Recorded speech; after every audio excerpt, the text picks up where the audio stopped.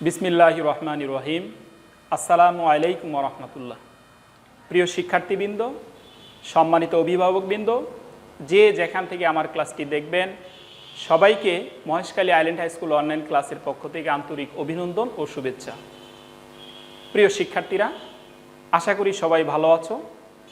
আজকের অনলাইন ক্লাসে তোমাদের সাথে আছি আমি Nazmul Haque, assistant teacher physics, Maheshkhali island high school, Maheshkhali, Cox's Bazar.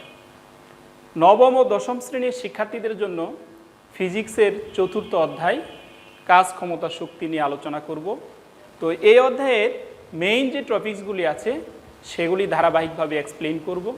প্রথমে যে বিষয়টি আলোচনা করতে চাই সেটি হচ্ছে কাজ। দৈনন্দিন জীবনে কোনো কিছু করাকেই কাজ বলে, কিন্তু ফিজিক্সের ভাষায় এই কাজ শব্দটির একটি সুনির্দিষ্ট অর্থ রয়েছে। কোনো বস্তুর উপর বল প্রয়োগ করায় যদি বস্তুটির স্মরণ ঘটে, তাহলে বল এবং বলের দিকে স্মরণের উপাংশের গুণফলকে কাজ বলে। উদাহরণস্বরূপ বলতে পারি যে একজন দারোয়ান যদি বসে থেকে 24 ঘন্টা ডিউটিও পালন করে, দারোয়ান বলবে যে আমি কাজ করেছি, কিন্তু ফিজিক্সের ভাষায় সেটা কোনো কাজই হবে না। কারণ ফিজিক্সের ভাষায় এই দারোয়ান বসে না থেকে যদি হেঁটে হেঁটে ডিউটি পালন করত, তাহলেই সেটি কাজ হতো। আমরা আরও অসংখ্য উদাহরণ লক্ষ্য করব এভাবে, যে একজন মাঝি স্রোতের অনুকূলে না গিয়ে যদি স্রোতের প্রতিকূলে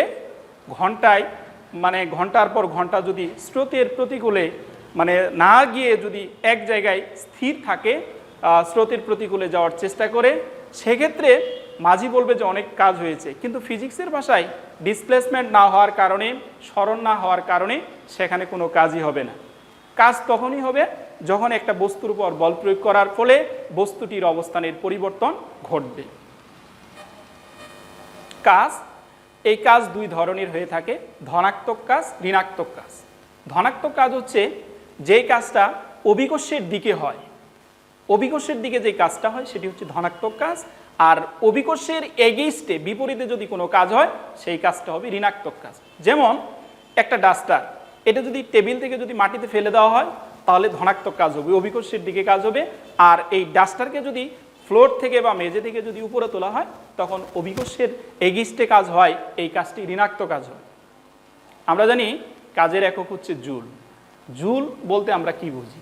জুল হচ্ছে কোনো বস্তুর উপর 1 নিউটন বল প্রয়োগের ফলে যদি বস্তুটির 1 মিটার স্মরণ হয়, তাহলে সেখানে সম্পূর্ণ কাজের পরিমাণ হচ্ছে 1 জুল বা 1 জুল।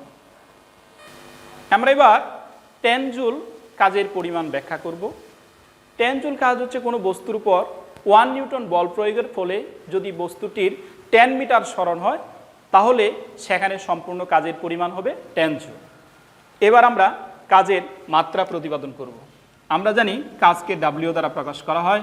এই ডাব্লিউ ইকুয়াল টু হচ্ছে এফএস, অর্থাৎ বল আর স্মরণের গুণফলকে কাজ বলে। বল গুণন স্মরণ। বল সমান আমরা জানি ভর গুণন ত্বরণ।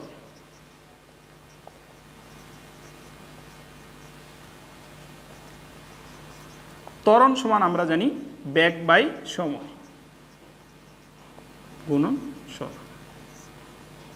বেগ সমান আমরা জানি স্মরণ বাই সময় গুণন স্মরণ। তাহলে ভর গুণন স্মরণ বাই সময় গুণন বাই সময় গুণন স্মরণ।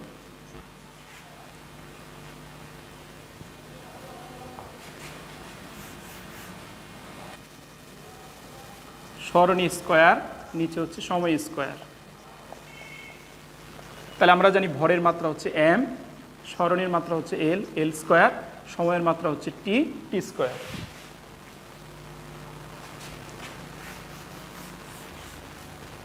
তাহলে আমরা লিখতে পারি M L square T inverse 2। এটি হচ্ছে কাজের মাত্রা। আমরা এবার দ্বিতীয় টপিক্সটি আলোচনা করব। দ্বিতীয় টপিক্স হচ্ছে শক্তি। আমরা জানি কাজ করার সামর্থ্যকে শক্তি বলে। শক্তি আছে বলেই এই জগৎ গতিশীল। শক্তি যদি না থাকে তাহলে জগৎ অচল হয়ে পড়বে। আমরা এই আলোর যে শক্তি আছে, এই শক্তির কারণে দেখতে পাই, শব্দ শক্তির কারণে শুনতে পাই, যান্ত্রিক শক্তির বদলতে চলাফেরা করি, বিদ্যুৎ শক্তির সাহায্যে আমরা পাখা ঘোরাচ্ছি, কলকারখানা চালাচ্ছি, আর এই মহাবিশ্বের শক্তি নানা রূপে বিরাজ করছে। আমরা জানি শক্তির বিভিন্ন রূপ রয়েছে, এগুলোর মধ্যে আছে আলোক শক্তি, শব্দ শক্তি, যান্ত্রিক শক্তি, তারপরে আছে নিউক্লিয় শক্তি, সৌরশক্তি, বিদ্যুৎ শক্তি, রাসায়নিক শক্তি। এখন এই যে যান্ত্রিক শক্তি যেটি, এই শক্তি দুটি রূপে বিরাজ করেন, একটি হচ্ছে গতিশক্তি আর একটি হচ্ছে বিভব শক্তি। গতিশক্তি হলো কোনো একটি বস্তু গতিশীল থাকার জন্য তার গতির কারণে যে শক্তি লাভ করে সেটি হচ্ছে গতিশক্তি। আমরা আমাদের আশেপাশে বিভিন্ন সময় লক্ষ্য করি একটি বুলেট, এই বুলেট যখন গতিশীল হয়, এই গতিশীল হওয়ার কারণে এই বুলেটটা তখন কাজ করার সামর্থ্য লাভ করেন।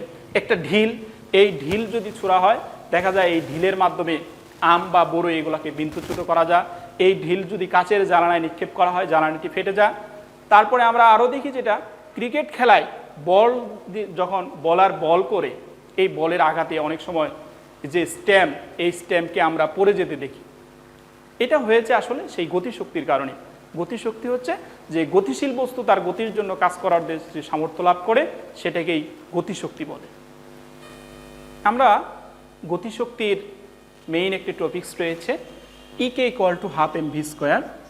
এটার প্রতিপাদন আমরা দেখাবো। আমরা জানি শক্তি দিয়ে কাজ করা হয়, গতিশক্তি সমান হচ্ছে কৃত কাজ। গতিশক্তি সমান হচ্ছে কৃত কাজ। আমরা জানি কাজ সমান হচ্ছে বল গুণন সরণ, বল সমান ভর গুণন ত্বরণ।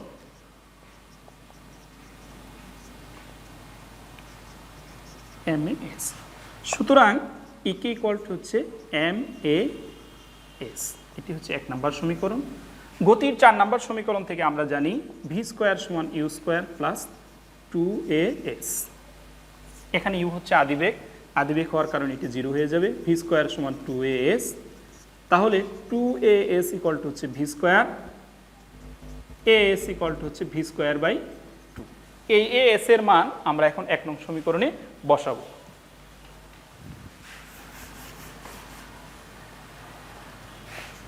ইকে ইকুয়াল টু হচ্ছে m v square by 2, E K equal to হচ্ছে হাফ এম ভি স্কোয়ার।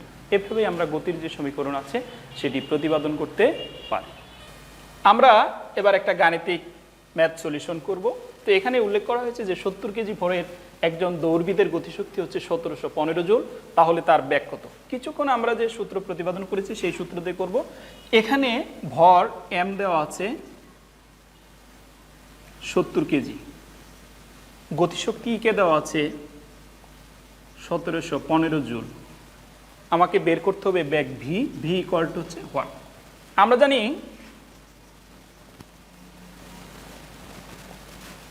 গতিশক্তি ইকে ইকুয়াল টু হচ্ছে হাফ এম ভি স্কোয়ার বা M v square by 2।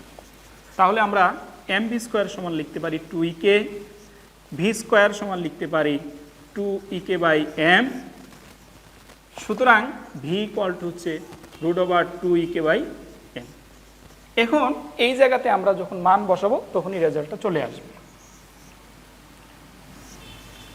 Iker মান হলো 1715 জুল, এম এর মান হচ্ছে 70। আমরা এখন একটু ক্যালকুলেশন করব। তো এখানে যেটা আমরা করব সেটা হচ্ছে যে 1715 গুণন 2 ভাগ 70, 49 metre per second, 7 metre per second. এভাবে আমরা গাণিতিক ম্যাথ সলিউশন করতে পারি।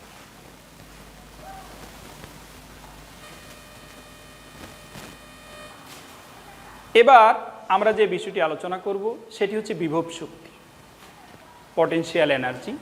এই বিভব শক্তি হচ্ছে যে একটা বস্তুকে যখন ভূপৃষ্ঠ থেকে উপরে তোলা হয় তখন এই বস্তুটি অভিকর্ষের বিরুদ্ধে কাজ করায় এর ভিতরে এক ধরনের শক্তি সঞ্চিত হয়, সেই শক্তির নাম হচ্ছে বিভব শক্তি। বিভব শক্তির সংজ্ঞাটা হচ্ছে স্বাভাবিক অবস্থান পরিবর্তন করে কোনো বস্তুকে যখন অন্য অবস্থানে আনা হয় তখন বস্তুটি কাজ করার যে সামর্থ্য অর্জন করে সেটিকে বিভব শক্তি বলে।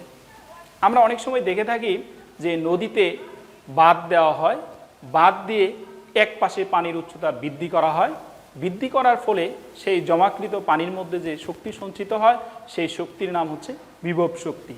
বিভব শক্তিকে ইপি দ্বারা প্রকাশ করা হয়। একটা বস্তুকে ভূমিতে বিভব শক্তি শূন্য থাকে, কারণ ভূমিতে কোনো উচ্চতা থাকে না। একটি বস্তুকে যখন ভূমি থেকে উপরের দিকে উঠানো হয় এই উচ্চতা বৃদ্ধির সাথে সাথে বস্তুর বিভব শক্তি বাড়তে থাকে। সর্বোচ্চ উচ্চতায় যখন নিয়ে যাওয়া হয় তখন এই বস্তুটির বিভব শক্তি সবচেয়ে বেশি হয় এবং সর্বোচ্চ উচ্চতায় বস্তুটির কোনো গতিশক্তি থাকে না, কারণ সর্বোচ্চ উচ্চতায় যখন একটা বস্তুকে নিয়ে যাওয়া হয় তখন সেই বস্তুতে কোনো ব্যাগ থাকে না, ব্যাগ না থাকার কারণে সেখানে গতিশক্তিও থাকে না। আবার উপর থেকে যখন একটি বস্তুকে ছেড়ে দেওয়া হয় এটা যখন পৃথিবীর পৃষ্ঠের দিকে ভূপৃষ্ঠের দিকে যখন আসতে থাকে, যত নিচে নামতে থাকে তত তার বিভব শক্তি কমতে থাকে, গতিশক্তি বাড়তে থাকে। এক পর্যায়ে যে দেখা যায় পৃথিবীর পৃষ্ঠে যখন চলে আসে তখন সমস্ত গতিশক্তি সমস্ত বিভব শক্তি গতিশক্তিতে রূপান্তরিত হয়। শক্তির নিত্যতায় বলা হয়েছে যে শক্তির সৃষ্টি বা বিনাশ নেই, শক্তি কেবল এক রূপ থেকে অন্য রূপে রূপান্তরিত হতে পারে। মহাবিশ্বের মোট শক্তির পরিমাণ নির্দিষ্ট এবং অপরিবর্তনীয়। এই সংশ্লিষ্ট একটা আমরা গাণিতিক্যাল একটা টার্ম দেখাবো। তো আমরা ধরে নিলাম এটা হচ্ছে ভূপৃষ্ঠ। এই ভূপৃষ্ঠ থেকে একটি বস্তুকে 100 মিটার উচ্চতায় নেওয়া হয়েছে। 10 কেজি ভরের একটা বস্তুকে 100 মিটার উপরে নেওয়া হয়েছে। এখন এই বিন্দুটা হচ্ছে এ বিন্দু, এটি হচ্ছে সি বিন্দু। এখন প্রশ্ন হচ্ছে যে কত উচ্চতায় বস্তুটির বিভব শক্তি গতিশক্তির সমান হবে। আমরা এখন এটা একটু ক্যালকুলেশন করব যে কত উচ্চতায় বস্তুটির বিভব শক্তি গতিশক্তির সমান হবে। আমরা ধরি এক্স উচ্চতায় বি বিন্দুতে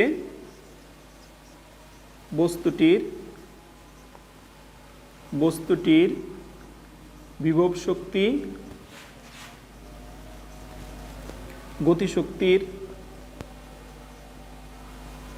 সমান হবে। এখন এক্স উচ্চতায় বিভব